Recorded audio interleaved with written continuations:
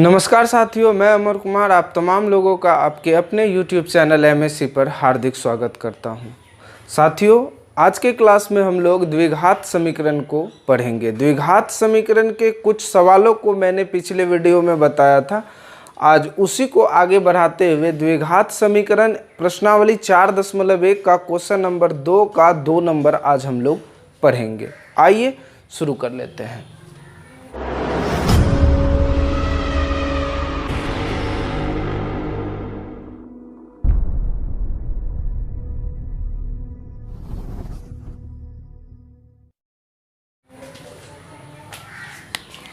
देखिए यहाँ प्रश्न क्या कहता है। कहता है दो क्रमागत धनात्मक पूर्णांक का गुणनफल 306 है, हमें पूर्णांक को ज्ञात करना है। अब देखिए धनात्मक पूर्णांक, पहले ये जानिए कि पूर्णांक होता क्या है। पूर्णांक का मतलब होता है गिनती की संख्या, जिसको हम गिनती में लेते हैं। जैसे 10, 5, 15, 20, 50, 100, लाख, ये प्लस में भी हो सकता है और माइनस में भी हो सकता है। तो ये चाहे वो प्लस में हो या माइनस में हो, गिनती दोनों से होता है। क्योंकि अगर किसी के पास आप अगर 10 रुपया पाते हैं तो वो प्लस में हुआ, लेकिन यदि कोई आपके पास पाता है तो वो माइनस में हुआ। यानी गिनती दोनों तरह से होता है, चाहे वो प्लस में हो या माइनस में हो। अब यहाँ पर समझिए धनात्मक पूर्णांक। धनात्मक पूर्णांक का मतलब ये हुआ प्लस, यानी पॉजिटिव नंबर। जैसे देखिए अगर +10, +15 इस तरह से आवे तो ये धनात्मक पूर्णांक हुआ। अगर यदि ऋणात्मक पूर्णांक रहता तो -1, -2, -10 इस तरह से ये ऋणात्मक पूर्णांक हुआ। अब यहाँ पर बोलता है क्रमागत। क्रमागत माना एक क्रम से। जैसे देखिए यहाँ 1 है क्रमागत, 2, 3, 4, 5, 6, 7 यानी एक क्रम से। बोलता है दो क्रमागत धनात्मक पूर्णांक का गुणनफल 306 है। अब आप दिमाग लगाइए कि वह कौन सा दो क्रमागत धनात्मक पूर्णांक होगा जिसका गुणनफल 306 होगा। यानी अगर यदि हम मान लेते हैं पहला संख्या ये है तो दूसरा संख्या ये है, और इस दोनों का गुणनफल यानी इन दोनों को गुणा करने पर 306 आना चाहिए। ऐसा वह दो संख्या कौन सा है, इसी चीज को हमको निकालना है, इसी पूर्णांक को हमको ज्ञात करना है। अब यहां ध्यान दीजिए, क्रमागत का मतलब क्या हुआ कि अगर यहां 2 है तो 2 से 3 जाने में कितना बढ़ा, +1 बढ़ा। 3 से 4 जाने में +1 बढ़ा। 4 से 5 जाने में +1 बढ़ा। यानी क्रमागत का मतलब क्या हुआ, एक जोड़ने पर अगला संख्या प्राप्त होता है। 306 दो संख्या का गुणनफल 306 होना चाहिए। अगर हम एक 17 लेंगे तो दूसरा 18 होना चाहिए, 19 नहीं होना चाहिए, क्योंकि यहां बोल रहा है दो क्रमागत लगातार संख्या। तो इन दोनों का गुणनफल कितना होना चाहिए, 306 होना चाहिए। ऐसा कौन सा संख्या है, इसी को पता करना है। तो उम्मीद है सवाल आपको अच्छे से समझ में आ गया होगा। अब हम इस सवाल को हल करेंगे। बोलता है दो क्रमागत धनात्मक पूर्णांक। मान लेते हैं कि माना कि पहला धनात्मक पूर्णांक बराबर x। अगर पहला धनात्मक पूर्णांक x होता है तो बताइए दूसरा क्या होगा, दूसरा धनात्मक पूर्णांक क्या होगा। दिमाग लगाइए। जैसे अभी हम क्या बताए, रेगुलर चलता है, जैसे 2 है, 3 है, 4 है, इस तरह से। तो इसमें कितना बढ़ा है, 1 बढ़ा है। अगर पहला x है तो दूसरा क्या होगा, x + 1।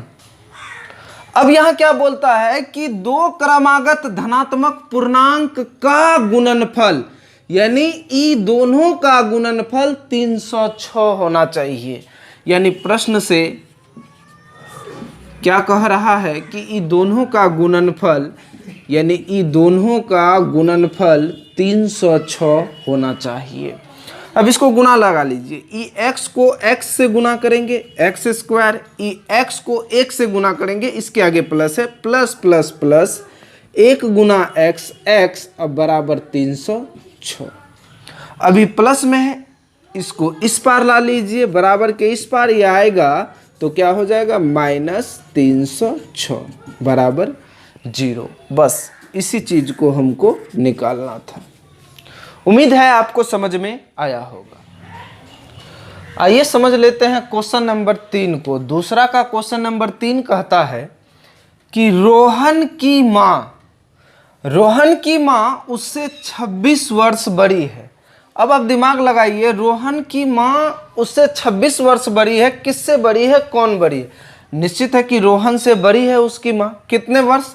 26 वर्ष। उसकी आयु का गुणनफल, आयु वर्षों में दिया गया है, उसकी आयु का गुणनफल अब से 3 वर्ष पश्चात 360 हो जाएगी।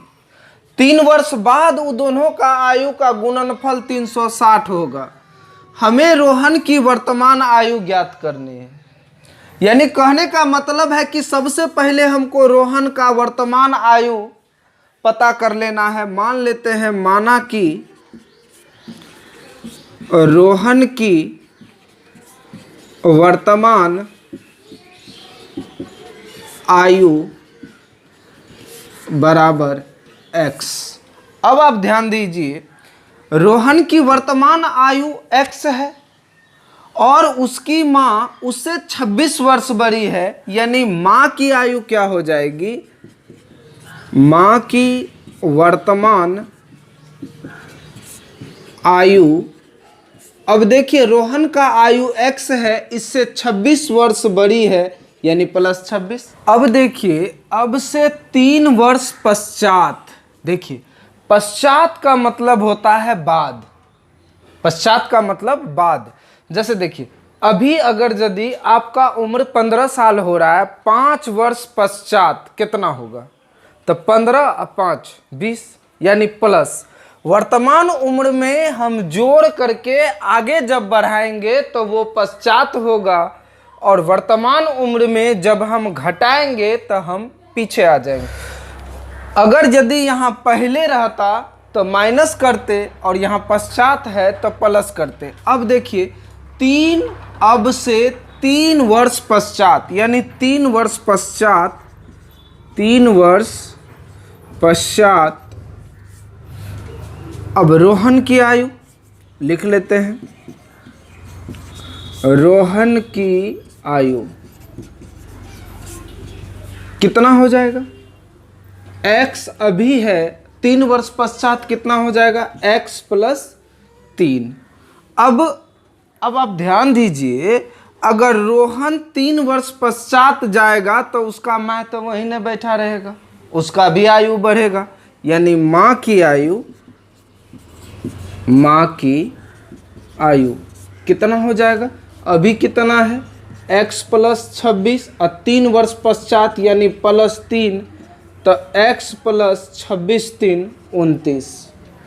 अब देखिए सवाल में क्या कहता है कि अब से 3 वर्ष पश्चात ये दोनों का गुणनफल कितना हो जाएगा? 360 लिखेंगे प्रश्न से।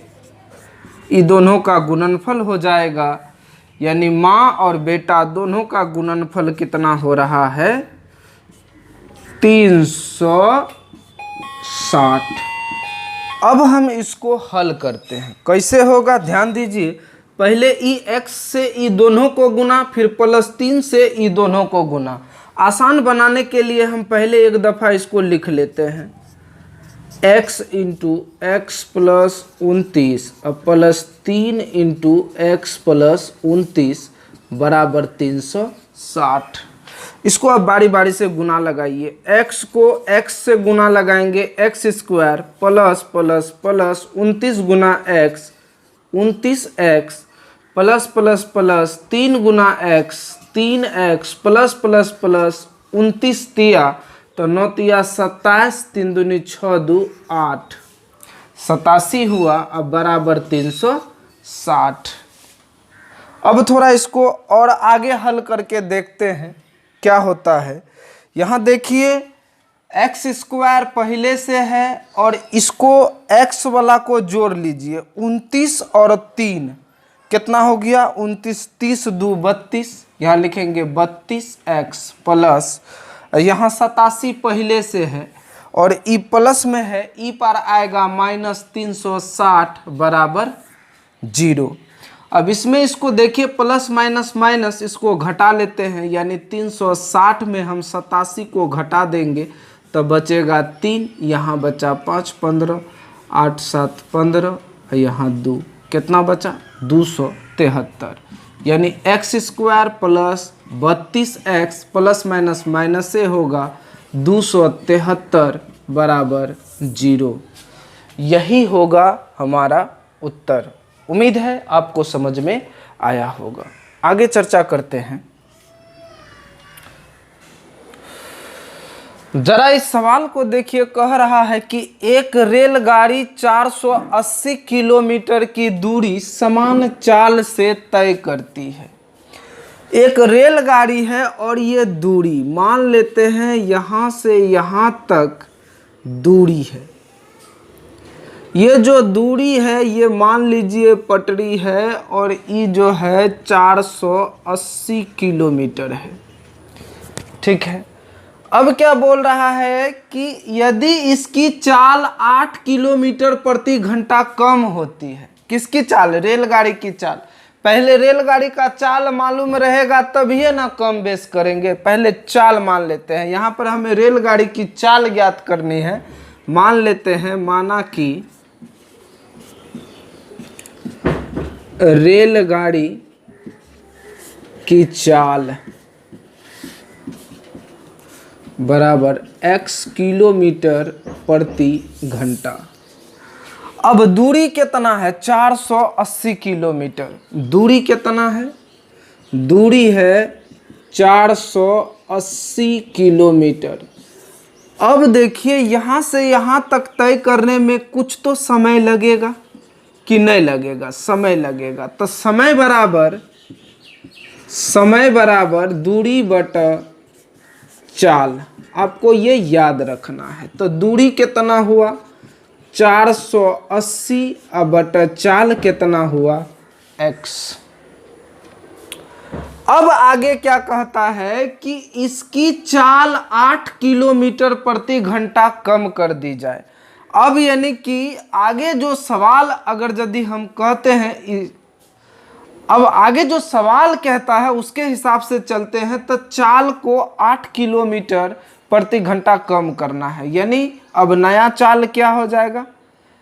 तो जो पहले का चाल है उसमें 8 किलोमीटर को कम करेंगे, यानी नई चाल क्या हो जाएगा? x में 8 किलोमीटर हम कम कर दिए, क्योंकि कम करने वाला, तो वह उसी दूरी को तय करने में 3 घंटा अधिक लेती है। अब बताइए दूरी कितना है? इतना ही है, 480 किलोमीटर। अब इतना ही दूरी तय करेगा। देखिए चाल कम हो या अधिक हो, अगर पटरी इतने ठो है तो ऐसा थोड़ी है कि चाल अधिक हो जाने के बाद रेलगाड़ी पटरी से नीचा उतर के दौड़ जाएगा, नहीं है ना। तो इतना ही दूरी तय करता है। तो यही दूरी तय करने में समय का फर्क हो जाता है, 3 घंटा अधिक लेता है। यानी चाल को कम कर दिया। तो पहले यहाँ लिख लीजिए, समय बराबर दूरी बटा चाल। अब देखिए दूरी 480 है और चाल जो है x - 8 है। अब ये बोलता है कि उसी दूरी को तय करने में 3 घंटा अधिक ले लेता है। ये 3 घंटा अधिक ले लेता है। यानी पहले कितना है? ये देखिए 480 बटा x। यहाँ बोलता है उसी दूरी को तय करने में 3 घंटा अधिक लेती है, यानी समय 3 घंटा अधिक लग जाता है। अभी समय कितना है? 480 बटा x, इसी में 3 घंटा अधिक लग जाता है। इधर 480 बटा x - 8। उम्मीद है आपको समझ में आ रहा होगा। फिर से एक दफ़ा समझ लीजिए, यदि इसकी चाल 8 किलोमीटर प्रति घंटा कम हो जाए, इसका चाल 8 किलोमीटर प्रति घंटा हम कम कर दिए, दूरी 480 ही रहा, तो अब इसको तय करने में समय क्या लगेगा, तो समय बराबर दूरी बटा चाल, दूरी 480 हुआ, चाल x माइनस 8 हुआ, और ये जो समय पहले निकाले हैं इसमें 3 घंटा अधिक लेती है, इसी समय में 3 घंटा अधिक कर दिए, बराबर इसको यहाँ लिख दिए। अब सहूलियत के लिए हम क्या करेंगे, इसको ई पार कर लेंगे और इसको ई पार कर देंगे ताकि आसानी से हमारा काम हो सके। आइए देखते हैं, आगे समझते हैं। तो यहाँ पर जो है इसको हम इस तरह से लिख लेते हैं कि 480 बटा x माइनस 8 बराबर 480 बटा x प्लस 3। अब ज़रा इसको ये पार कर लीजिए तो आगे देखिए क्या होता है। अब ये प्लस में है, ई पार आ गया, माइनस हो गया 480 बटा x माइनस 8, ई प्लस में है, ई पार कर दीजिए 480 बटा x, इसको ई पार कर लिए, माइनस में हो गया, इधर बचा प्लस 3 तो बराबर 3 लिख दिए। अब आगे बढ़ाइए, सबसे पहले नीचे वाले का एलसीएम कर लीजिए, x माइनस 8 इंटू एक्स। अगर इसको ये एलसीएम को इससे भाग लगाएंगे तो x माइनस 8 कट जाएगा, बचेगा x को 480 से गुना करेंगे तो 480 x से गुना लगाए तो x, यहाँ माइनस है, माइनस लिखिए, x से x कट गया भाग लगाने पर, अब बचा यहाँ x माइनस 8, इसको गुना कर दीजिए 480 से तो यहाँ हो जाएगा 480 गुना x माइनस 8, इधर बचा क्या, बराबर 3। आगे इसको हल करते हैं, 480x प्लस माइनस माइनस 480 गुना x तो 480x, अब माइनस माइनस प्लस, इसको 8 से गुना कीजिए, 0 8 8 64 के 4 हासिल 6, 8 चौक 32 6 38। अब आगे बढ़िए, आगे देखिए, इसको x से गुना करेंगे तो हो जाएगा x स्क्वायर माइनस 8x, इधर बराबर 3। फिर आगे बढ़ते हैं, ये प्लस में ये माइनस में कट गया, बचा 38 40 but x square minus 8x अब बराबर 3। अब आगे बढ़ाइए, देखिए इसको 3 से गुना कर दीजिए, इसके नीचे में कुछ ना है तो 1, इसको 1 से गुना कर दीजिए तो x स्क्वायर माइनस 8x, इसको 3 से,